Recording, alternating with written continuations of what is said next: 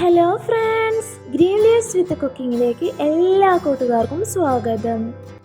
ഇന്ന് നമുക്ക് വളരെ ടേസ്റ്റിയും ഹെൽത്തിയുമായ ഒരു ജ്യൂസ് ഉണ്ടാക്കാം. ക്യാരറ്റും ബീട്രൂട്ടും വെച്ചിട്ടാണ് ഇന്ന് നമ്മൾ ജ്യൂസ് ഉണ്ടാക്കുന്നത്. ഒരു 3 ക്യാരറ്റാണ് ഞാൻ എടുത്തിട്ടുള്ളത്. ഒരു ചെറിയ ബീട്രൂട്ടും എടുത്തിട്ടുണ്ട്. ബീട്രൂട്ടിൻ്റെ തൊലിയെല്ലാം കളഞ്ഞ് ക്യാരറ്റും ബീട്രൂട്ടും ചെറുതായി കട്ട് ചെയ്ത് വെച്ചിട്ടുണ്ട്. ബീട്രൂട്ടും ക്യാരറ്റും നമുക്കൊന്ന് വേവിച്ചെടുക്കണം. അടുത്തതായി നമുക്കിതിലേക്ക് വേണ്ടത് പാലാണ്.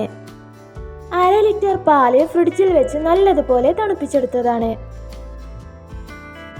ഇതിപ്പോൾ ബീട്രൂട്ടും ക്യാരറ്റും 1 ഗ്ലാസ് വെള്ളം ഒഴിച്ച് കുക്കറിൽ വേവിച്ചെടുത്തതാണ്.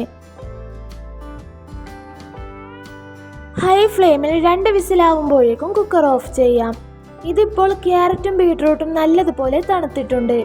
ഇനി നമുക്കിതൊരു മിക്സിയുടെ ജാറിലേക്ക് ഇട്ട് കൊടുക്കാം. ഇപ്പോൾ ക്യാരറ്റും ബീട്രൂട്ടും ഞാനൊരു ജ്യൂസ് ജാറിലേക്ക് ഇട്ട് കൊടുത്തിട്ടുണ്ട്. ഇനി നമുക്കിതിലേക്ക് പാല് കൂടി ചേർക്കാം. പാൽ ഇതുപോലെ ഫ്രിഡ്ജിൽ വെച്ച് തണുപ്പിച്ച് കട്ടയാക്കി എടുക്കുമ്പോഴാണ് ജ്യൂസിന് കൂടുതൽ ടേസ്റ്റ് കിട്ടുന്നത്. തണുപ്പ് വേണ്ട എന്നുള്ളവർ ഇങ്ങനെ തണുപ്പിക്കേണ്ടതില്ല. പാലും കൂടി ചേർത്തതിനു ശേഷം നമുക്കിതിലേക്ക് പഞ്ചസാര വേണം.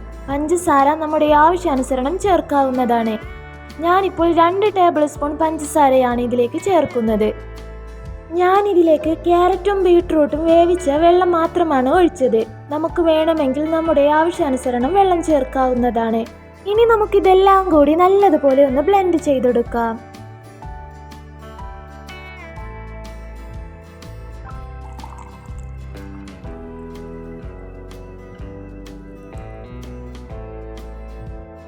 ഇപ്പോൾ നമ്മുടെ ഹെൽത്തിയും ടേസ്റ്റിയുമായ ജ്യൂസ് ഇവിടെ റെഡി ആയിട്ടുണ്ട്.